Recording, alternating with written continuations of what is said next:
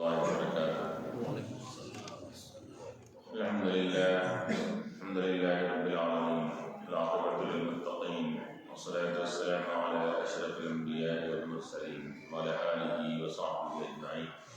أما بعد، فقد قال الله تبارك وتعالى في القرآن المجيد والفرقان الحميد: أعوذ بالله من الشيطان الرجيم، بسم الله الرحمن الرحيم.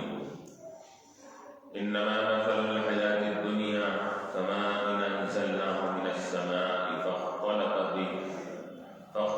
به نبات الأرض مما يأكل الناس والأنعام حتى إذا أخذت الأرض زخرفها وزينت وظن أهلها أنهم قادرون عليها أتاها أمرنا ليلا أو نهارا وجعلناها حصيدا كأن لم تغن بالأمس كذلك نفصل الآيات لقوم يتفكرون. والله يدعو إلى دار السلام ويهدي من يشاء إلى صراط مستقيم. للذين أحسنوا الحسنى وزيادة ولا يرهق وجوههم قتر ولا ذلة أولئك أصحاب الجنة هم فيها خالدون. الذين كسبوا السيئات جزاء سيئة بمثلها وترهقهم ذلة ما لهم من الله من عاصم كأنما أغشيت وجوههم قطعا من الليل مظلما أولئك أصحاب النار هم فيها خالدون. صدق الله العلي العظيم.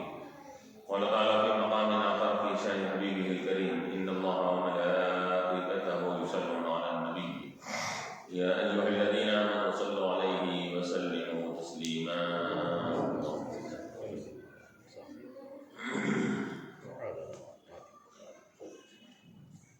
حضرات کرام و معزز سامعین، جیسا کہ اس سے پہلے کے درس میں بتایا گیا تھا کہ کافر کا طریقہ ہوتا ہے کہ مصیبت کے وقت میں وہ اللہ کو پکارتا ہے، دعائیں کرتا ہے، پھر مصیبتیں ختم ہو جائیں تو پھر یہ اللہ تعالیٰ سے دور ہو جاتا ہے، کنارہ کشی اختیار کر لیتا ہے اور وہ مصیبت کے دور ہونے کو دنیا کے اسباب کی طرف منسوخ کر دیتا ہے کہ اللہ نے دور نہیں کی، مصیبت فلاں کی وجہ سے، فلاں سبب کی وجہ سے دور ہوئی، یہ کہتا ہے۔ تو اللہ تعالیٰ یہاں پر مثال دے رہا ہے دنیا کی۔ انما مثل الحیات الدنیا، یقیناً دنیا کی زندگی کی مثال کماء انزلناہ من السماء، اس پانی کی طرح ہے جس کو ہم آسمان سے اتارتے ہیں۔ تو اب یہاں پر اللہ تعالیٰ نے جہاں ان کے سابقہ آیات میں دعاؤں کا ذکر کیا، ان کے رب سے گڑگڑانے کا ذکر کیا، تو اس کے ساتھ ساتھ یہ اللہ تعالیٰ نے فرما دیا کہ چونکہ کافر جب پکارتا بھی ہے اللہ تعالیٰ کو تو اس کا پکارنا یہ سچے دل سے نہیں ہوتا، مصیبتوں کو دیکھ کر پکارتا ہے تو اس کا پکارنا، دعا کرنا یہ رائے گا اور بیکار جاتا ہے۔ اب اللہ تعالیٰ کی حکمت پر ہے، اگر سننا چاہے تو سنے دنیا میں، لیکن آخرت میں تو اس کی پکار کا کوئی نہ جواب ہے نہ کوئی اس کے اوپر ثواب ہے۔ کیوں؟ لاکھ انہیں گڑگڑا لے، لیکن چونکہ ایمان اس کا پایا نہیں جاتا تو اس کا پکارنا یہ قابل شمار نہیں ہوگا۔ لیکن ایمان والا اگر مصیبتوں میں پکارتا بھی ہے اور آزمائشوں میں رب کے سامنے گڑگڑاتا ہے تو اس کا پکارنا یہ اس کو دنیا میں بھی فائدہ پہنچاتا ہے، آخرت میں بھی فائدہ پہنچاتا ہے۔ کیوں؟ اس وجہ سے کہ ایمان والے کا پکارنا اور اللہ کے سامنے گڑگڑانا عبادت ہے، اور ایمان والے کی عبادت یہ دنیا میں بھی کام آتی ہے، آخرت میں کام آتی ہے۔ اور کافر کا پکارنا عبادت نہیں ہوا کیونکہ ایمان ہی نہیں ہے، اس وجہ سے اس کو دنیا میں کام آئے گی نہ آخرت میں کام آئے گی۔ تو یہاں اللہ تعالیٰ مثال دے رہا ہے کہ جو دنیا کو بٹورتے ہیں، جمع کرتے ہیں اور دنیا کی سرسبزی، شادابی اور اس کی نکھار، اس کے رونق کے اوپر فریب کا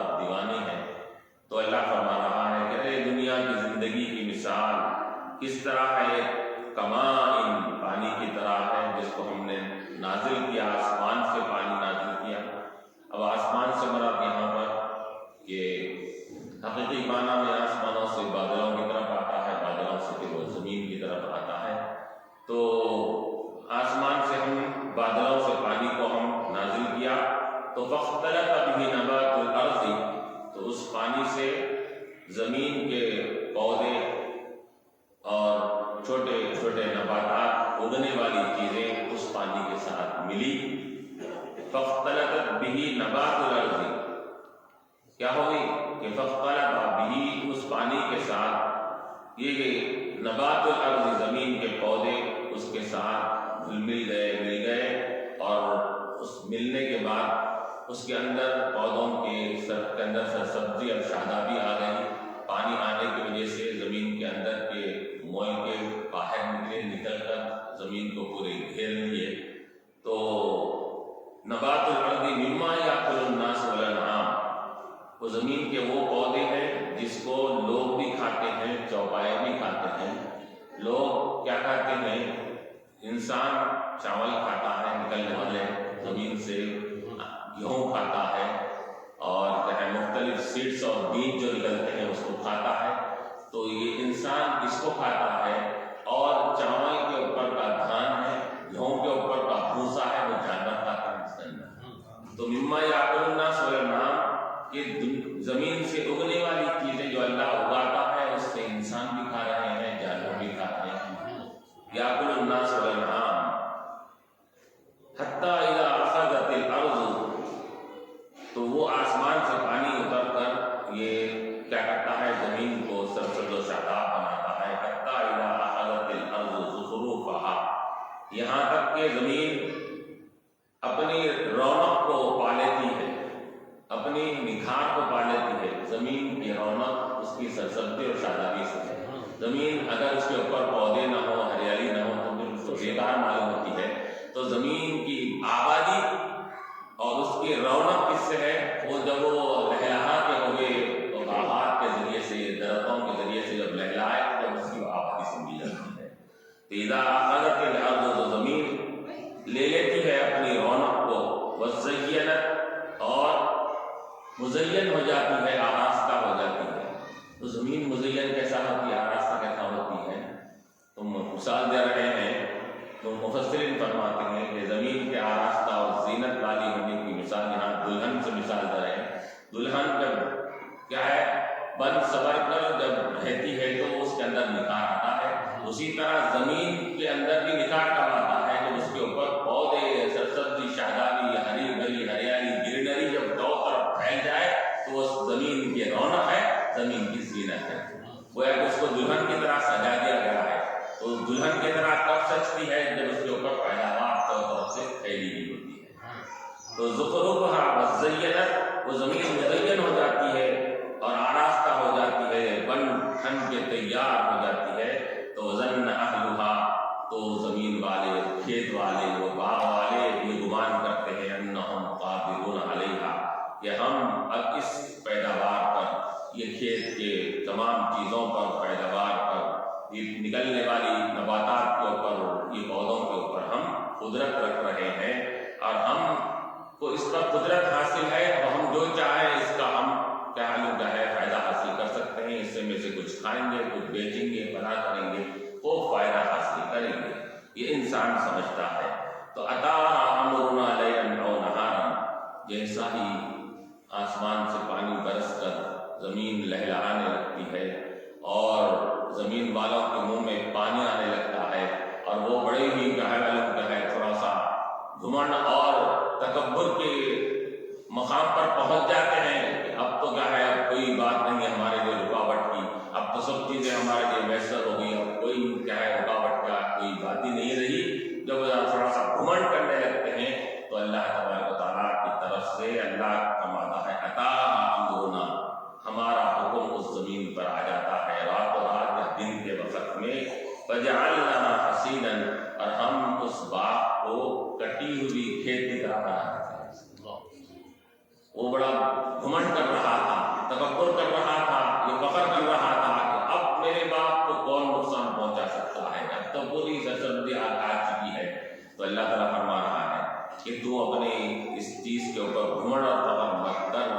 کہ کبھی بھی تیرا باغ ختم ہو سکتا ہے، جل کر خاکستر ہو سکتا ہے، یا اللہ تعالیٰ اس کو کٹے ہوئے کھیتی کی طرح بنا دیتا۔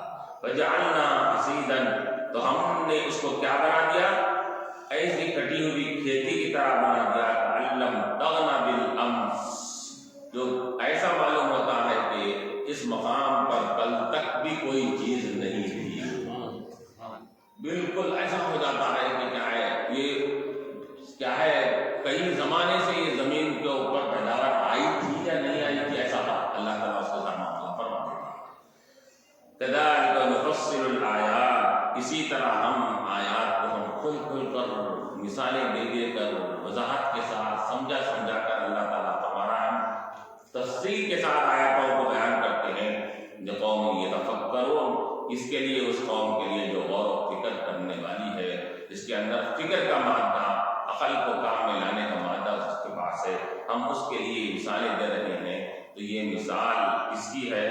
یہ دنیا کی، یہ دنیا کے مال و دولت اگر اکٹھا ہو جائے تو اس پر گھمنڈ اور فخر مت کرو، کبھی بھی تمہارا مال کبھی بھی آنند فرن میں ختم ہو سکتا ہے۔ جس طرح کی کھیتی آ کر، اب تم سمجھے تھے کہ اس سال تو بڑے سال سکون سے گزرے گا اور ہم کو کہا کوئی نقصان نہیں ہوگا، لیکن اللہ تعالیٰ کی طرف سے ایسی کرنی ہوتی، بسا اوقات کہ وہ پورا باغ تباہ ہو جاتا ہے۔ تو اسی طرح انسان کو چاہیے کہ مثال دے رہا ہے اللہ تعالیٰ اس کے ذریعے سے کہ دنیا کی، اگر تمہارے پاس دنیا کی دولت، پونجی، ساز و سامان سب مہیا ہو چکا ہے، کسی بھی چیز پر تم گھمنڈ مت کرو، بھروسہ مت رکھو۔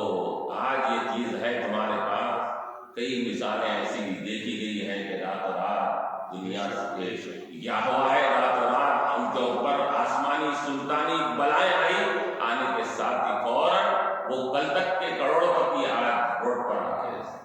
تو یہ بھی ہو سکتا ہے، ہمیشہ اپنے مال پر، دولت پر، جمع کی ہوئی پونجی پر گھمنڈ مت کرو، اور یاد رکھو کہ ہمیشہ اللہ کی دی ہوئی نعمتوں پر اچھی نیت رکھو اس کے اوپر، اور اس کے حقوق ادا کرو، پھر وہ نعمت تمہارے لیے باقی بھی رہے گی، تمہارے لیے کام بھی آئے گی۔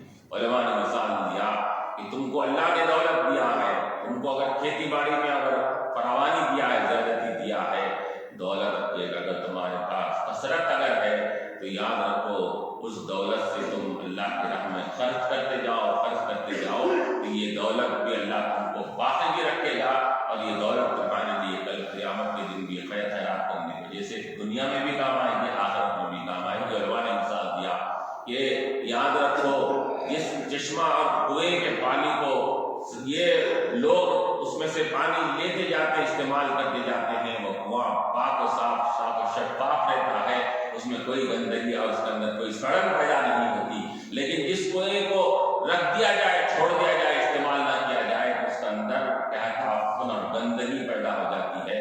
تو اسی طرح مثال ہے، اگر تم اپنے مال و دولت کو رکھ کر چھوڑو گے، وہ مال تمہارا تباہ و تاراج ہو جائے گا، نہ دنیا میں کام آئے گا نہ آخرت میں کام آئے گا۔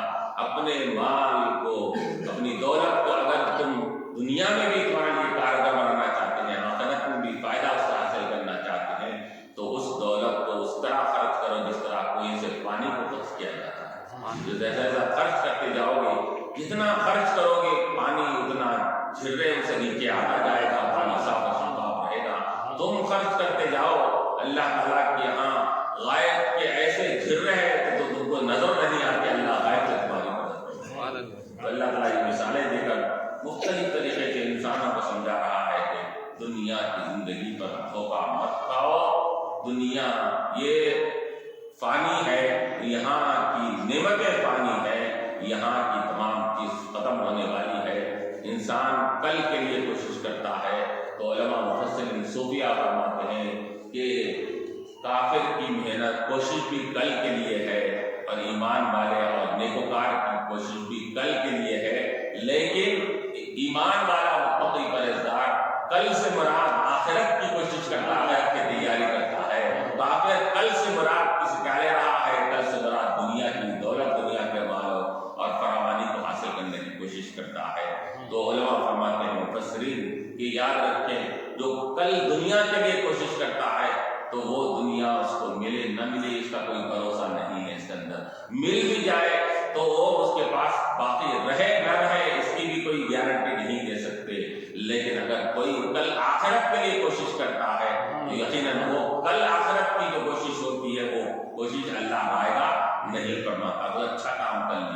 کچھ نیک عمل کر دیا، کچھ خیر خیرات کر دیا، کچھ ہے نوافل نفل نماز نفل کیا ہے خیر خیرات کر دیا، تو یہ چیز ایسی ہے اگر آپ نے کل آخرت کے لیے کیا ہے تو یہ رائے گا جانے والی نہیں ہے۔ كَذَلِكَ نُفَصِّلُ الْآيَاتِ لِقَوْمٍ يَتَفَكَّرُونَ، تو ہم یہ مثالیں دے دے کر بیان کر رہے ہیں تاکہ تم اپنی عقل کو کام میں لاؤ، اپنے فکر کو کام میں لا کر سوچو سمجھو ذرا کہ ہم یہ مثالیں کیوں دے رہے ہیں۔ واللہ یدعو الی دار السلام، اللہ تعالیٰ بلا رہا ہے، دعوت دے رہا ہے الی دار السلامی، دار السلام کی طرف۔ دار السلام سے مراد سلامتی والا گھر، سلامتی والے گھر سے مراد ہے یہاں پر جنت مراد ہے، کیونکہ جنت یہ سلامتی والا مقام ہے، وہاں پر انسان جب پہنچ جائے گا تو بس سلامتی ہی سلامتی رہے گی وہاں پر، اس لیے سے اس کو دار السلام بولا گیا ہے۔ وَأَدْخِلْنَا الْجَنَّةَ دار السلام بولا جاتا ہے، دعا کرتے ہیں اے اللہ ہم کو اپنی جنت جو دار السلام ہے اس میں داخل کرنا۔ تو دار السلام سے مراد سلامتی کا گھر، سیفٹی پلیس۔ کیا سیفٹی؟ کس سے سیفٹی ہے؟ ہر قسم کی کیا ہے، بیماری، نجاست، گندگی، فنا، زوال، سب سے سیفٹی وہاں نہ زوال ہونے والا ہے، نہ آپ فنا ہونے والے ہیں، ورنہ نعمتیں کبھی فنا ہونے والی ہے، وہاں کے باغات کبھی فنا ہونے والے نہیں ہیں، یہ سب چیزیں باقی رہنے والی ہے، سیف رہنے والی ہے، ہر چیز سیف رہے گی۔ اسی سیفٹی کے مقام کو دار السلام کہا جاتا ہے، سلامتی والا گھر ہے، ایسا سلامتی والا ہے کہ وہاں پر آپ کو جنت میں جنتی جانے کے بعد ہر قسم کی دنیاوی آلائش سے، دنیاوی گندگیوں سے جنتی محفوظ رہے گا، نہ اس کو ناک میں ریت آئے گا، نہ منہ میں تھوک آئے گا، نہ جسم پر پسینہ آئے گا، اور اسی طرح نہ اس کو بول و براز کی ضرورت پڑے گی، بول و براز کی بھی ضرورت نہیں پڑے گی۔ حاجت ضروریہ جو انسان کے لیے حاجت اصلیہ دنیا میں پیش آتے ہیں وہ بھی وہاں پر اس کی ضرورت نہیں پڑے گی۔ تو مفسرین فرماتے ہیں پھر وہ نعمتیں کھائے گا، ہم اقسام کی وہ نعمتیں جائیں گی کہاں؟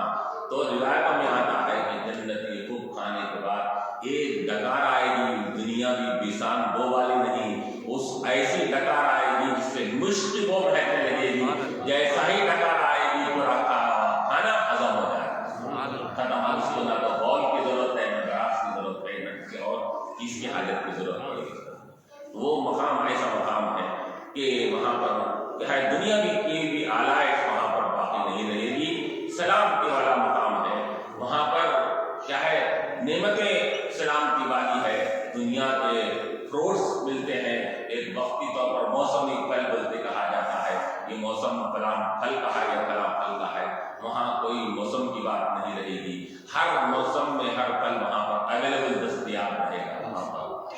اور یہ بھی آیا ہے کہ وہاں پر ایک کیا ہے، فروٹس اور میوے دنیا کی طرز کے ہوں گے، ایک فروٹس ایسے ہوں گے وہ جنتی طرز پہ بنے ہوئے ہوں گے اس کے اندر۔ جب وہ جنتی پوچھے گا کہ مجھے سیب لا کر دو تو فرشتے پوچھیں گے دنیاوی سیب ہونا یا جنت کا سیب؟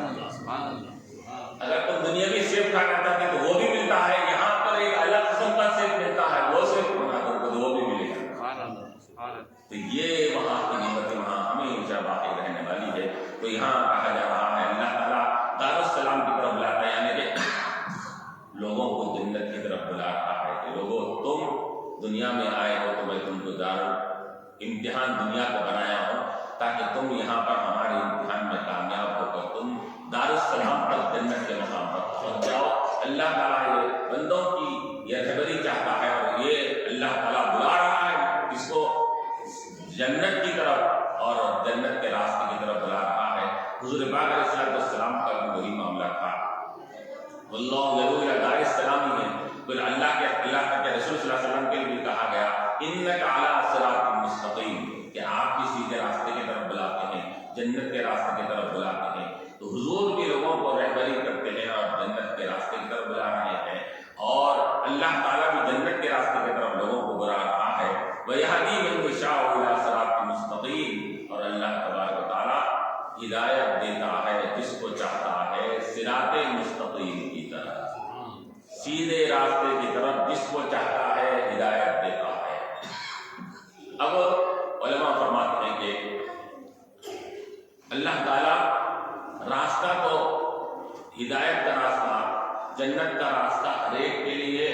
مہیا کر دیا، آسان کر دیا، لیکن ہدایت کے اوپر جنت کے راستے پر لگاتا کس کو ہے؟ تو جس کو چاہتا ہے، جو یہ اللہ تعالیٰ کے علم میں ہے کہ یہ جنت کے راستے کی طرف چلے گا، تو اللہ ایسے ہو کو جنت کے راستے کی طرف چلے گا۔ تو معلوم یہ ہوا کہ جنت اللہ تعالیٰ نے بنایا ہے، یہ سب کے لیے جنت بنائی دی ہے، کافر کے لیے بھی ہے، مسلمانوں کے لیے بھی ہے۔ تو لیکن اللہ تعالیٰ چاہتا ہے کہ کیا ہے اس کے اندر سب داخل ہو جائے۔ روایت میں آتا ہے کہ تب جب کافر کو کیا ہے جب قبر میں جب اٹھایا جائے گا تو اس کو کیا ہے دونوں ٹھکانے بتائے جائیں گے، اس کے اندر بتایا جائے گا، پہلے بتایا جائے گا جنت اور وہاں کی نعمتیں بتائی گئی پہلے سے۔ ایک آدمی دیکھ تو اگر ایمان لاتا تو یہ جنت اور وہاں کی نعمتیں پھر کو ملتی تھی، تو ایمان نہیں لایا تیرے لیے کہ معلوم ہے یعنی جنت میں تیرا مطلب علماء پڑھاتے ہیں کہ حدیث سے معلوم ہوتا ہے کہ جنت کافر کی جنت کی ریزرویشن اس کو تھا کہ اگر ایمان لا لے گا تو جنت میں پہنچے گا، لیکن جب ایمان نہ لانے کی وجہ سے اس کا ریزرویشن کینسل ہو۔ اللہ نے تو کیا رکھا ہے، محفوظ رکھا ہے، جنت میں جگہ اس کی محفوظ رکھا ہے۔ اب جب اللہ کو معلوم ہے جنت میں یہ کافر نہیں جائے گا تو ریزرویشن بھی محفوظ کیوں رکھا اس کے اندر؟ تو مطلب یہ ہے کہ تاکہ اس کو اور تکلیف ہو، پہلے ہی جا کے بولیں گے کہ جنت میں تیرا یہ مقام تھا، دیکھ تیرا یہ سچویشن تھا، یہ تیرا یہ محل تیرا تھا، اس کے اندر دیکھ آج تو ایمان لانے کی وجہ سے کیا کرے گا اللہ تعالیٰ؟ اس کے محل کو بھی ایمان والے کو دے دیں گے، اس کے اندر ایمان والے کو دے دیں گے، تو اس کو کتنا افسوس ہوگا وہ۔ تو یہ کافر کے افسوس کے لیے اللہ تعالیٰ اس کو کیا کرے گا، جنت میں بڑے مقام بتائے گا، تیرا یہ مقام تھا، یہ محل تھا، تو اگر ایمان لاتا تھا تو یہاں پر ملتا۔ تو اب چونکہ ایمان نہیں لایا ہے تو دوزخ میں جلے گا، تو یہ اس کو اپنا مقام تھا جنت میں دیکھ کر اور افسوس ہوگا اس کے لیے، اس کی خاطر اللہ تعالیٰ اس کو یہ کرے گا۔ تو یہاں یہ بولیں گے یہدی من یشاء الی صراط مستقیم، جس کو چاہتا ہے اللہ تعالیٰ صراط مستقیم کی طرف لے جاتا ہے۔ اور صراط مستقیم سیدھا راستہ کون سا راستہ ہے؟ جس میں اللہ اس کے رسول کی خوشنودی حاصل ہو جائے، اور جو کیا ہے ہدایت والا راستہ وہی راستہ ہے جس کو قرآن و حدیث میں سمجھا دیا گیا ہے کہ یہ راستہ حق والا راستہ ہے، اور یہ اس راستے پر چل کر انسان رب تک بھی پہنچے گا اور رب کے دار السلام تک بھی پہنچنے والا ہے، وہی راستہ سیدھا راستہ ہے۔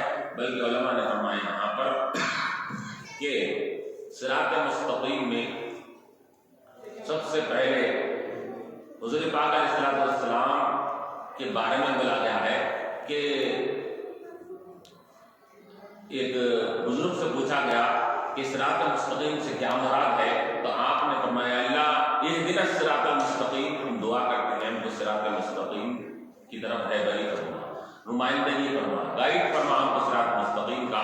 تو ایک بزرگ سے پوچھا گیا کہ حضرت جعفر صادق رحمۃ اللہ علیہ یا کوئی اور بزرگ سے پوچھا گیا کہ صراط مستقیم ہے کیا، تو انہوں نے کیا جواب دیا کہ صراط مستقیم سے مراد محمد صلی اللہ علیہ وسلم کی ذات بابرکت ہے، جو حضور سے وابستہ ہو جاؤ، حضور سے محبت کرو، یہی صراط مستقیم ہے۔ صراط مستقیم کی ابتدا محمد صلی اللہ علیہ وسلم سے ہوتی ہے، وہ بات کے احکامات سب بات کے ہے، سب سے پہلے صراط مستقیم کی ابتدا ہوتی ہے تو محمد صلی اللہ علیہ وسلم سے ابتدا۔ یہ اگر کسی کو مل گیا تو اس کو صراط مستقیم کی آسان ہو جاتا ہے۔ تو اللہ صراط مستقیم کی طرف رہبری فرماتا ہے، یہدی الی من یشاء الی صراط مستقیم۔ تو یہاں پر دار السلام کہا گیا، تو اسلام کے ایک تو مانو یہ کہ سیفٹی کا مقام ہے، دوسرے علماء نے یہ بھی فرمایا کہ یہ اس کے اندر سلام سے بنا ہے، اس کے اندر کہ اس میں اللہ تبارک و تعالیٰ بندوں کو اپنی جانب سے سلام بھیجے، اس وجہ سے سلامتی کا کربلا جائے۔ فرشتے ان کو سلام کریں گے، یہ بھی آیا ہے کہ فرشتے آپ کے کلام کیا ہے جنتیوں کو سلام پیش کریں گے۔ دوسری بات یہ ہے کہ جنتی خود آپس میں ایک دوسرے کو جب بھی ملاقات کریں گے سلام کریں گے۔ تو یہ سلامتی کا مقام کیوں کہا گیا کہ اللہ کا بھی سلام اور کیا ہے فرشتوں کا بھی سلام ہوگا، یہی نہیں بلکہ وہاں پر جنتی آپس میں ایک دوسرے کو سلام پیش کریں گے، اس وجہ سے اس کو سلام کا مقام کہا گیا ہے۔ للذین احسنوا الحسنی وزیادہ، ان لوگوں کے لیے جو دنیا میں احسن نے اچھے عمل کیے، احسن الحسنہ ان کے لیے کل قیامت کے دن بھی بہترین بدلہ ملے میں اچھے عمل کرے. احسنوں سے مراد ہے احسان سے بنا، حسن سے بنا یہ اچھا عمل کرنا. اب اچھے عمل میں علماء فرماتے ہیں کہ سب سے پہلے اچھے عمل سے پہلے اچھا عقیدہ اختیار کرنا. تو عقیدہ بھی اچھا ہونا ہے، عمل بھی اچھا ہونا ہے. تو عمل اور عقیدہ دونوں اگر اچھا جس نے کر لیا تو احسنوں والوں کے لیے کیا ہے؟ الحسنہ. تو کل قیامت کے دن بھی ان کے لیے بہترین درجہ ہے. یعنی کیا ہے حسنہ سے مراد کیا ہے؟ تو مفسرین فرماتے ہیں، حدیث میں بھی آیا ہے کہ یہاں اچھا عمل کرنے والوں کے لیے وہاں اچھا درجہ ہے. تو اچھا درجے سے مراد جنت ہے. نیک عمل کرنے والوں کے لیے کل قیامت کے دن ان کے لیے جنت ہے. تو حسنہ سے مراد جنت مراد دیا گیا ہے. اور احسان کی معنی کیا ہے؟ حدیث شریف میں آتا ہے کہ حضرت جبریل علیہ السلام انسانی شکل میں آ کر سوالات کرتے ہیں حضور سے امت کی تعلیم کے لیے. تو ایک مرتبہ آ کر سوال کرتے ہیں کہ مل احسان یا رسول اللہ، احسان کسے کہتے ہیں؟ احسان کے معنی کیا ہے؟ تو حضور پاک علیہ السلام نے فرمایا احسان یہ ہے کہ ان تعبد اللہ کأنک تراہ فإن لم تکن تراہ فإنہ یراک. تم اللہ کی عبادت ایسی کرو جیسے اللہ کو دیکھ رہے ہو. اگر یہ کیا حالت تم کو میسر نہیں کہ میں اللہ کو کیسے دیکھ سکتا ہوں، تو کم سے کم یہ تصور کرو کہ اللہ مجھ کو دیکھ رہا ہے، اللہ مجھ کو دیکھ رہا ہے. یہ تصور کر کے عبادت کرنا یہی احسان ہے. تو معلوم یہ ہوا کہ ہر لمحہ اور ہر وقت اللہ تبارک و تعالیٰ کو تصور میں رکھنا کہ وہ اللہ تعالیٰ ہم کو دیکھ رہا ہے. اور جب انسان جس کو پیش نظر رکھے گا تو اس سے احسانی احسان سرزد ہوگا، نیک اعمال اس سے ظاہر ہوگی، کوئی برے اعمال اس سے ظاہر نہیں ہوں گے. کب؟ جب انہیں رب کو یہ سمجھ رہا ہے کہ میرے رب میرے ہمیشہ مجھے دیکھ رہا ہے، میرے ہر عمل سے واقف ہے. اس طرح للذین احسنوا. تو معلوم یہ ہوا کہ احسنوا سے مراد یہ ہے کہ جن لوگوں نے دنیا میں رب کو یہ ہمیشہ اپنا دیکھنے والا سمجھ کر زندگی گزارتے رہے، ان کے لیے کل قیامت کے دن جنت ہوگی. اور زیادہ ثواب بھی ملے گا. ان کو جنت مل گئی تو اور زیادہ اور اس کے اوپر کیا ہے ایڈوانس اور ایکسٹرا ان کو بھی اور کیا ثواب ملے گا. تو یہ ایکسٹرا ثواب یہ اس سے مراد کیا ہے؟ تو علماء فرماتے ہیں، مفسرین فرماتے ہیں، حدیث کے ذریعے سے معلوم ہوتا ہے یہ زیادہ میرے جنت تو ملی، اب اس کے بعد اور کیا ہے؟ تو علماء فرماتے ہیں کہ رب تبارک و تعالیٰ کا دیدار، رب کا دیدار وہ بندوں کو ملے گا. تو معلوم یہ ہوا کہ علماء یہ بھی فرماتے ہیں مفسرین کہ نیک عمل کرنے والوں کو جنت ملتی ہے، اور جنت میں جانے کے بعد نیک عمل کا بدلہ تو جنت کی نعمتیں ہیں. رب کا دیدار نیک اعمال کا بدلہ نہیں ہے، بلکہ نیک اعمال کرنے کی وجہ سے رب فضل فرما کر اپنا دیدار کرتا ہے. تو رب کا دیدار رب کے فضل کی وجہ سے ہوگا، بندے کے عمل کی وجہ سے. بندے کا عمل یہ کیا اس لائق ہے کہ وہ رب کے دیدار کا مشاہدہ کر سکے. تو اللہ تعالیٰ کیا کرے گا؟ جو جنت کے مطابق عمل کرا تھا وہ تو جنت میں جانے کا مستحق بن گیا. تو اللہ تعالیٰ کیا کرے گا؟ وہ اپنے فضل و کرم سے، اس وجہ سے فضل و کرم سے عطا فرمائے گا. اس وجہ سے یہاں یہ نہیں بولا گیا کہ اچھا عمل کرنے والوں کا بدلہ جنت ہے اور ہم اضافہ ایکسٹرا دے رہے ہیں. ایکسٹرا کیا دے رہے ہیں کہ ہم اپنی طرف سے اپنے فضل سے اس کو دیدار بھی کریں گے. تو یہ رب کا دیدار کیا ہوگا؟ نیک بندوں کو ہوگا.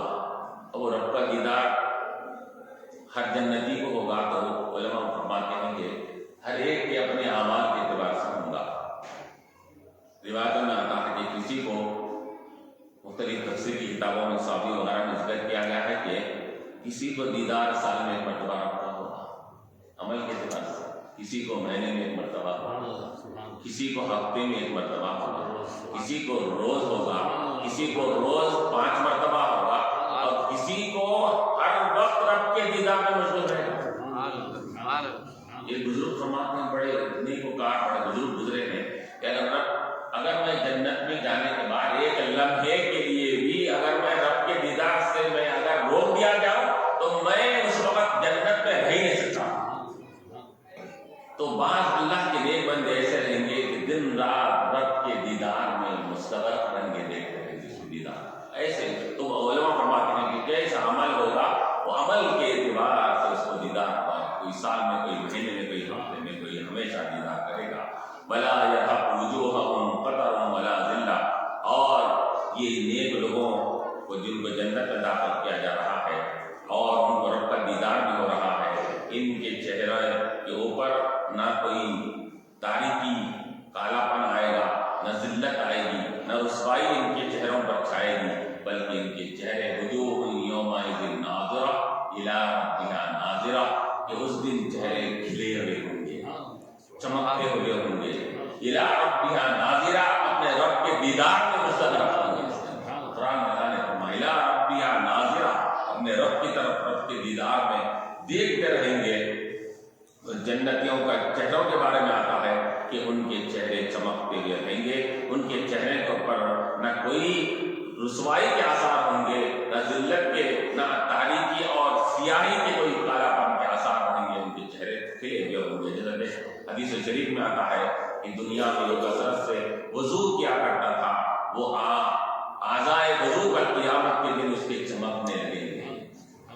حضور سے کسی نے سوال کیا صلی اللہ علیہ وسلم آپ اپنی امت کو اتنی امتوں کے درمیان میں کیسا پہچانیں گے؟ تو حضور نے فرمایا کہ میری امت کی کیا ہے، اعضائے وضو یہ ایسے چمکتے ہوں گے کہ ان کی چمک کو لے کر میں تو دوسری پہچان ہوں. تو ان کے چہرے اور ان کے اعضاء، چہرے، ہاتھ، پیر اور سب چمکتے رہیں گے. تو وَلَا يَرْحَقُ وُجُوهَهُمْ قَتَرٌ وَلَا ذِلَّةٌ أُولَٰئِكَ أَصْحَابُ الْجَنَّةِ، یہی لوگ جنتی ہیں. ہم فیہا خالدون، اور یہ جنتی اس جنت میں ہمیشہ ہمیشہ کے لیے رہیں گے. یہ جنت سے کیا ہے وہاں سے نکلیں گے نہیں، نہ ان کو نکلنے کا کیا ہے کوئی حکم دیا جائے گا یا ان کو وہاں سے نکالا نہیں جائے گا. ایک مرتبہ جنت میں جو داخل ہو گیا وہ اس کا داخلہ ہمیشہ کا رہے گا اور ہمیشہ کے لیے وہ جنت میں رہے گا. والذین کسبوا السیئات، اب جہاں تک جنتیوں کا ذکر آیا تو اللہ تعالیٰ وہاں کو دوزخیوں کا ذکر فرماتا ہے کہ والذین، اب الذین احسنوا الحسنی کہا گیا، اچھے عمل کرنے والے کے لیے جنت ہے. معلوم ہوا کہ برے عمل کرنے والے کے لیے والذین کسبوا السیئات، جو لوگ گناہ کرے دنیا میں، کسبوا جو کرتے تھے، السیئات برائیاں کرتے تھے، تو جزاء سیئۃ بمثلھا، جتنے گناہ کرے تھے گناہوں کے مثل ان کو بدلہ کل ملے گا. تو یہاں مفسرین فرماتے ہیں کہ نیکوکاروں کو ان کی نیکیوں پر اتنی نیکیاں ہیں، اس کا کئی گنا اجر ثواب بھی ملے گا، رب کا دیدار بھی ہوگا. لیکن گناہ کرنے والوں کو جتنا گناہ اتنا ہی ملے گا، گناہ سے بڑھ کر گناہ نہیں دیا جائے گا، سزا نہیں دی جائے گی. بمثلھا، یہ جزاء سیئۃ، کہ ان کے گناہوں کے بدلہ ملے گا. بمثلھا، جتنے گناہ دنیا میں کرتے تھے اسی کے مثل. وترحقهم ذلہ، اور یعنی چونکہ اللہ تبارک و تعالیٰ یہ رحمان رحیم ہے، فضل والا ہے، لیکن کیا ہے اس کی صفت عدل و انصاف والی بھی ہے. تو یہ ہے احسانات کرنے میں کسی کے اوپر زیادتی کر لے تو یہ قابل تعریف ہوتا ہے. سزا دیتے وقت کسی کو اگر زیادتی سزا دے ڈالے تو عدل و انصاف کے خلاف ہوتا ہے. تو اللہ فرما رہا ہے ہم سزا عدل و انصاف کے خلاف نہیں دیں گے. کافر بھی ہے تو جتنے گناہ کرتا ہے اس کی سزا ہم دیں گے. وترحقهم ذلہ، لیکن کافروں کے چہرے پر کیا ہوگا؟ ذلت و رسوائی ان کے چہروں سے جھلکتی ہوئی رہے گی.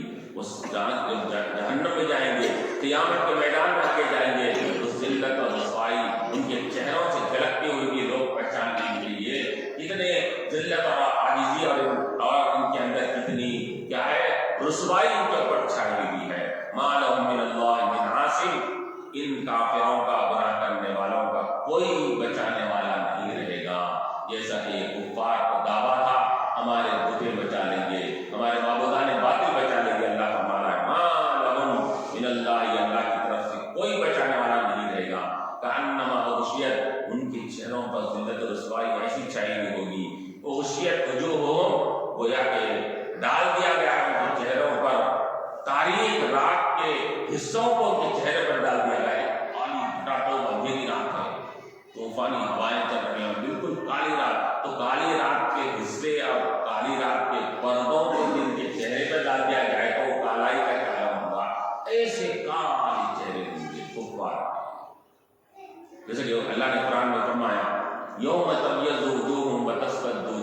دن بعض چہرے کھلے ہوئے اور روشن ہوں گے، وتسود وجوہ، اور بعض چہرے کالے ہو جائیں گے، تو کالے چہرے کفار کے ہوں گے۔ تو اسے وجوہم کتاب من اللیل مظلمہ اولئک اصحاب النار، تو ان کے اوپر یہ تاریکی کے پردے پڑے ہوئے ہوں گے اور ان کے چہرے انتہائی کالے اور ذلت اور رسوائی چھائی ہوئی ہوگی، یہی لوگ دوزخی ہے، ہم فیہا خالدون، اور ہمیشہ ہمیشہ کے لیے دوزخ میں رہیں گے۔